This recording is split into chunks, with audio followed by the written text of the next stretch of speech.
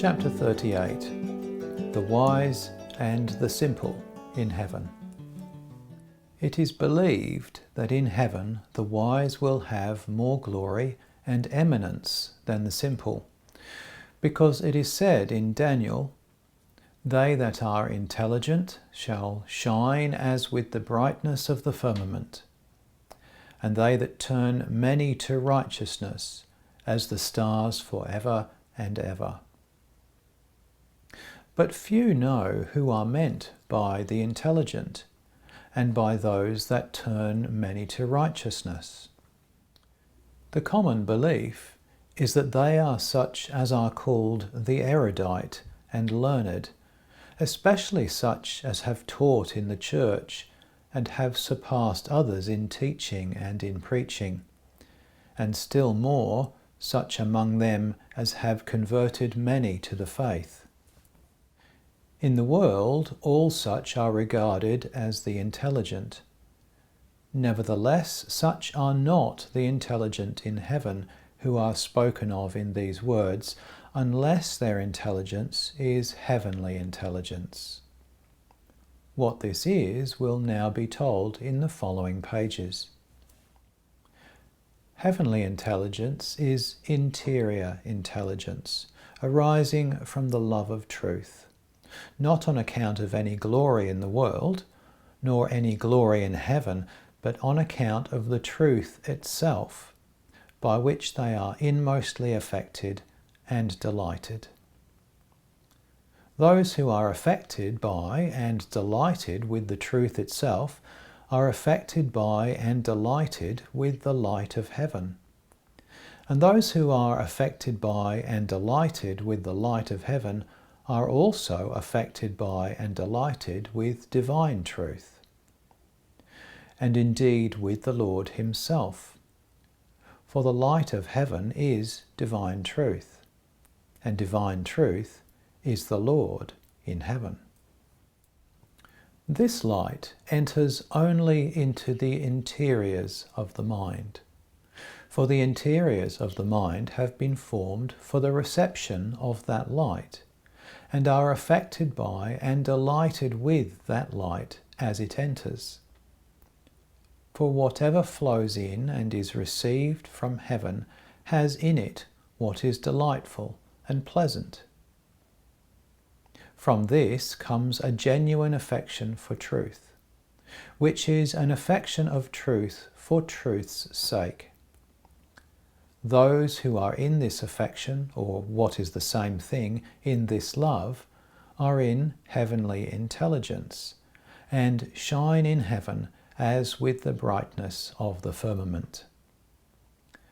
They so shine because divine truth, wherever it is in heaven, is what gives light, and the firmament of heaven signifies from correspondence the intellectual faculty, both with angels and men, and this is in the light of heaven. But those who are in the love of truth, either on account of glory in the world or glory in heaven, cannot shine in heaven, since they are delighted with and affected by the light of the world, and not with the very light of heaven. And the light of the world without the light of heaven is in heaven mere thick darkness. For it is the glory of self that rules, because it is the end in view. And when that glory is the end, man regards himself in the first place, and such truths as can be made serviceable to his glory he looks upon simply as means to the end, and as servants. For he who loves divine truths for the sake of his own glory regards himself and not the Lord in divine truths, thereby turning the sight pertaining to his understanding and faith away from heaven to the world, and away from the Lord to himself. Such, therefore, are in the light of the world, and not in the light of heaven. In outward form, or in the sight of men, they appear just as intelligent and learned as those who are in the light of heaven, because they speak in a like manner. And sometimes to outward appearance they appear wiser, because they are moved by love of self, and are skilled in counterfeiting heavenly affections. But in their inward form, in which they appear before the angels, they are wholly different. All this confirms in some degree who those are that are meant by the intelligent that will shine in heaven as with the brightness of the firmament. Who are meant by those that turn many to righteousness, and who will shine as the stars, will now be told. By those who turn many to righteousness are meant those who are wise, and in heaven those are called wise who are in good. And those there are in good who apply divine truths at once to the life. For as soon as divine truth comes to be of the life, it becomes good, since it comes to be of will and love, and whatever is of will and love is called good. Therefore such are called wise, because wisdom is of the life. But those who do not commit divine truths at once to the life, but first to the memory, from which they afterwards draw them and apply them to the life, are called the intelligent. What and how great the difference is between the wise and the intelligent in the heavens can be seen in the section that treats of the two kingdoms of heaven, the celestial and the spiritual, and in the section that treats of the three heavens. Those who are in the Lord's celestial kingdom, and consequently in the third or inmost heaven, are called the righteous, because they attribute no justice to themselves, but all to the Lord. The Lord's justice in heaven is the good that is from the Lord. Such then are here meant by those that turn to righteousness, and such are meant also in the Lord's words, "The righteous shall shine forth as the sun in the kingdom of my Father." Such shine forth as the sun because they are in love to the Lord from the Lord, and that love is meant by the sun.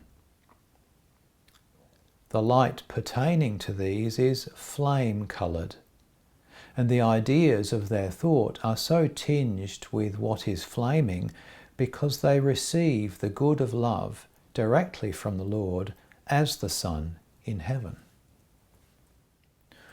All who have furnished themselves with intelligence and wisdom in the world are received in heaven and become angels, each in accordance with the quality and degree of his intelligence and wisdom. For whatever a man acquires in the world abides, and he takes it with him after death, and it is further increased and filled out, but within and not beyond the degree of his affection and desire for truth and its good. Those with but little affection and desire receive but little, and yet as much as they are capable of receiving within that degree, while those with much affection and desire receive much. The degree itself of affection and desire is like a measure that is filled to the full, he who has a large measure receiving more, and he who has a small measure receiving less. This is so because man's love, to which affection and desire belong, receives all that accords with itself. Consequently, as much as he loves, so much does he receive. This is what is meant by the Lord's words, to every one that hath shall be given, that he may have more abundantly. Good measure, pressed down, shaken together and running over, shall be given into your bosom. All are received into heaven who have loved truth and good for the sake of truth and good. Therefore those who have loved much are called the wise, and those who have loved little are called the simple. The wise in heaven are in much light, the simple in less light, everyone in accordance with the degree of his love for good and truth. To love truth and good for the sake of truth and good is to will and do them. For those love who will and do, while those who do not love do not will and do. Such also love the Lord and are loved by the Lord, because good and truth are from the Lord. And because good and truth are from the Lord is in good and truth, and hence he is in those who receive good and truth into their life by willing and doing. Moreover, when man is viewed in himself, he is nothing but his own good and truth, because good is of his will, and truth of his understanding. And man is such as his will and understanding are. It is evident from this that man is loved by the Lord just to the extent that his will has been formed from good and his understanding from truth. To be loved by the Lord is also to love the Lord, since love is reciprocal. For unto him who is loved, the Lord bestows ability to love.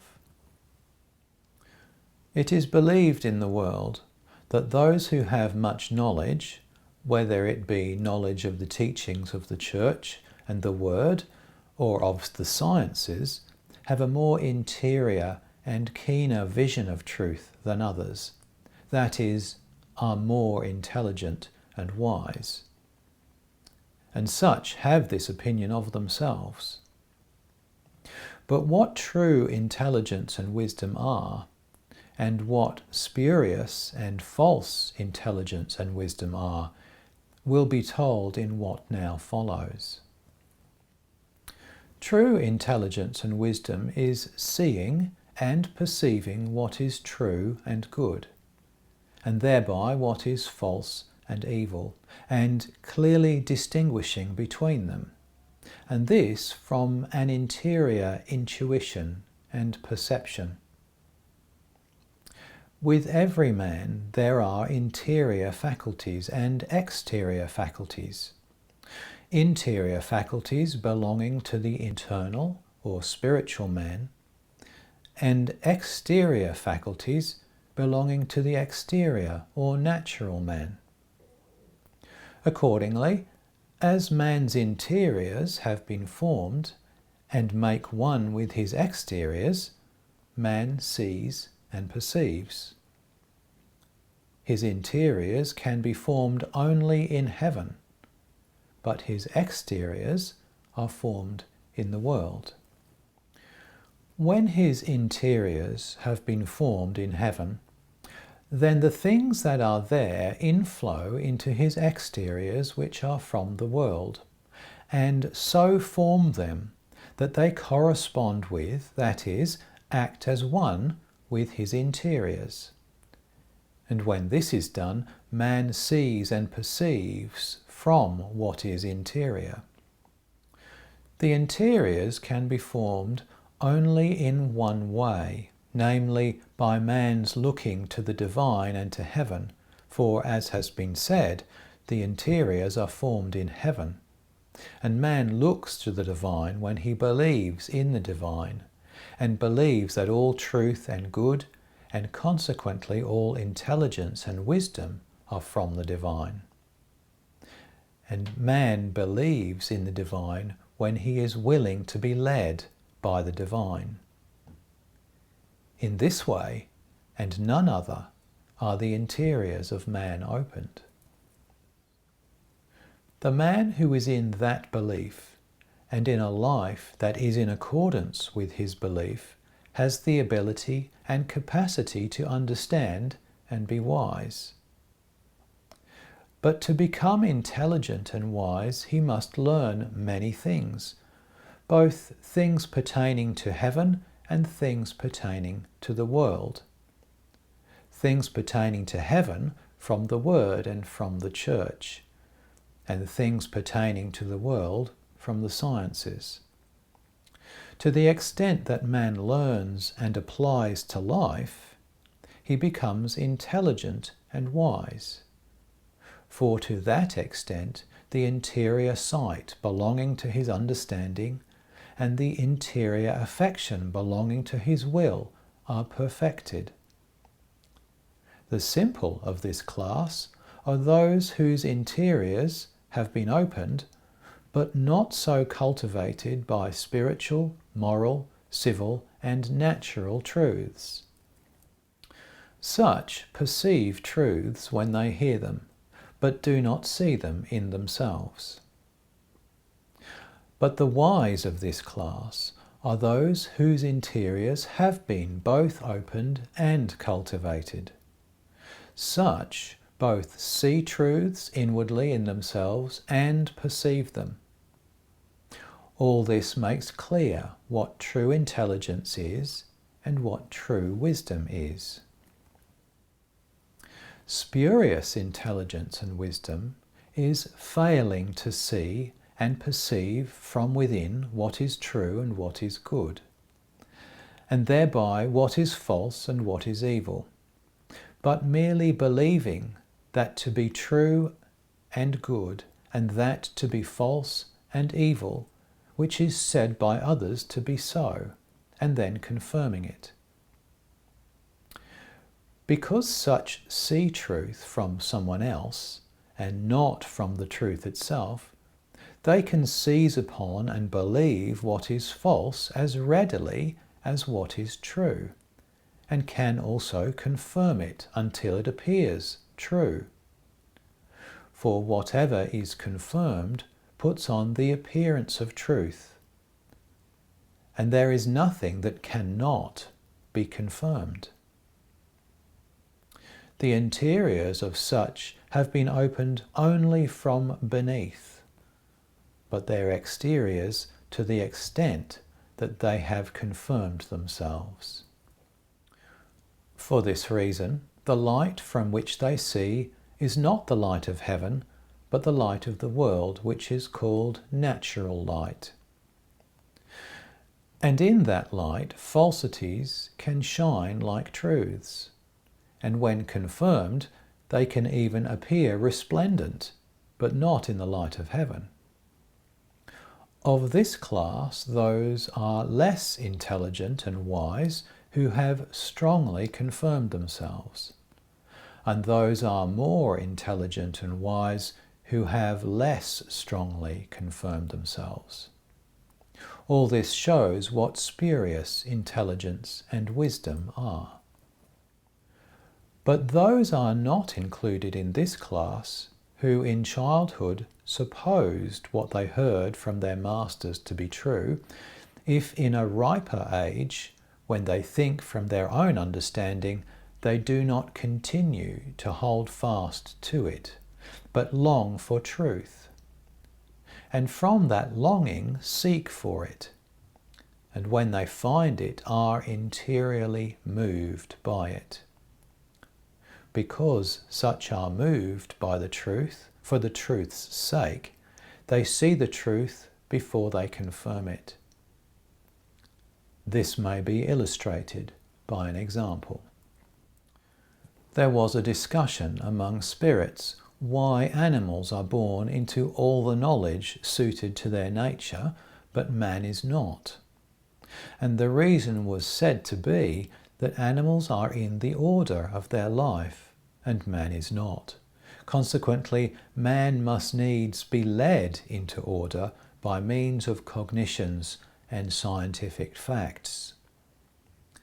But if man were born into the order of his life, which is to love God above all things and his neighbour as himself, he would be born into intelligence and wisdom. And as cognitions are acquired, would come into the belief of all truth. Good spirits saw this at once and perceived it to be true, and this merely from the light of truth. While the spirits who had confirmed themselves in faith alone, and had thereby set aside love and charity, were unable to understand it, because the light of falsity which they had confirmed had made obscure to them the light of truth. False intelligence and wisdom is all intelligence and wisdom that is separated from the acknowledgement of the divine. For all such as do not acknowledge the divine, but acknowledge the nature in place of the divine, think from the corporeal sensual, and are merely sensual, however highly they may be esteemed in the world for their erudition and learning. But their learning does not ascend beyond such things as appear before their eyes in the world. These they hold in the memory, and look at them in an almost material way, although the same knowledges serve the truly intelligent in forming their understanding. By sciences, the various kinds of experimental knowledge are meant: physics, astronomy, chemistry, mechanics, geometry, anatomy, psychology, philosophy, the history of kingdoms and of the literary world, criticism, and languages. Dignitaries of the Church who deny the divine do not raise their thoughts above the sensual things of the external man, and regard the things of the Word in the same way as others regard the sciences, not making them matters of thought or of any intuition by an enlightened rational mind, and for the reason that their interiors have been closed up, together with their exteriors that are nearest to their interiors. These have been closed up because they have turned themselves away from heaven, and have bent back those faculties that were capable of looking heavenward, which are, as has been said above, the interiors of the human mind. For this reason they are incapable of seeing what is true and good, this being to them in thick darkness, while whatever is false and evil is in light. And yet sensual men can reason, some of them more cunningly and keenly than anyone else. But they reason from the fallacies of the senses, confirmed by their knowledges. And because they are able to reason in this way, they believe themselves to be wiser than others. The fire that kindles with affection their reasonings is the fire of the love of self and the world. Such are those who are in false intelligence and wisdom, and who are meant by the Lord in Matthew, seeing they see not, and hearing they hear not, neither do they understand. And again, these things are hid from the intelligent and wise, and revealed unto babes. It has been granted me to speak with many of the learned after their departure from the world, with some of distinguished reputation and celebrated in the literary world for their writings, and with some not so celebrated, although endowed with profound wisdom. Those who in heart denied the divine whatever their professions may have been, had become so stupid as to have little comprehension even of anything truly civil, still less of anything spiritual. I perceived and also saw that the interiors of their minds were so closed up as to appear black, for in the spiritual world such things become visible. And in consequence, they were unable to endure any heavenly light or admit any influx from heaven. This blackness which their interiors presented was more intense and extended with those who had confirmed themselves against the divine by the facts of knowledge they had acquired. In the other life, such accept every false thing with delight, imbibing it as a sponge does water, and they repel all truth as an elastic bony substance repels what falls on it. In fact, it is said that the interiors of those who have confirmed themselves against the divine and in favour of nature become bony, and their heads down to the nose appear callous like ebony, which is a sign that they no longer have any perception. Those of this description are immersed in quagmires that appear like bogs, and there they are harassed by the fantasies into which their falsities are turned. This infernal fire is a lust for glory and reputation, which prompts them to assail one another, and from an infernal ardour to torment those about them who do not worship them as deities. And this they do one to another in turns. Into such things is all the learning of the world changed that has not received into itself light from heaven through the acknowledgement of the divine. That these are such in the spiritual world when they come into it after death may be inferred from this alone, that all things that are in the natural memory and are in immediate conjunction with the things of the corporeal sense, which is true of such knowledges as mentioned above, then become quiescent. And only such rational principles as are drawn from these then serve for thought and speech. For man carries with him his entire natural memory, but its contents are not then under his view and do not come into his thought as when he lived in the world. He can take nothing from that memory and bring it forth into spiritual light, because its contents are not objects of that light.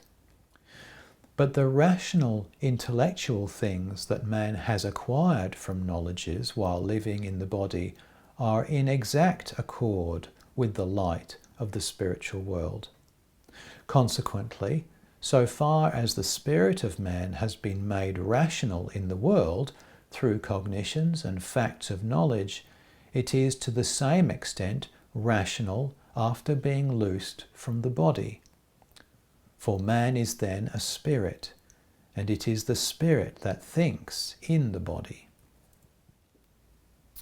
But in respect of those who have furnished themselves with intelligence and wisdom through cognitions and facts of knowledge, who are such as have applied all things to the use of life, and have at the same time acknowledged the divine, loved the Word, and lived a spiritual moral life, to such the sciences have served as a means of becoming wise, and also of corroborating the things pertaining to faith. The interiors of the mind of such have been perceived by me, and were seen as transparent from light of a glistening white, flamy or blue colour, like that of translucent diamonds, rubies and sapphires, and this in accordance with confirmations in favour of the divine and divine truths drawn from knowledges. Such is the appearance of true intelligence and wisdom when they are presented to view in the spiritual world. This appearance is derived from the light of heaven, which is divine truth going forth from the Lord, which is the source of all intelligence and wisdom. The planes of that light, in which variegations like those of colours come into existence, are the interiors of the mind.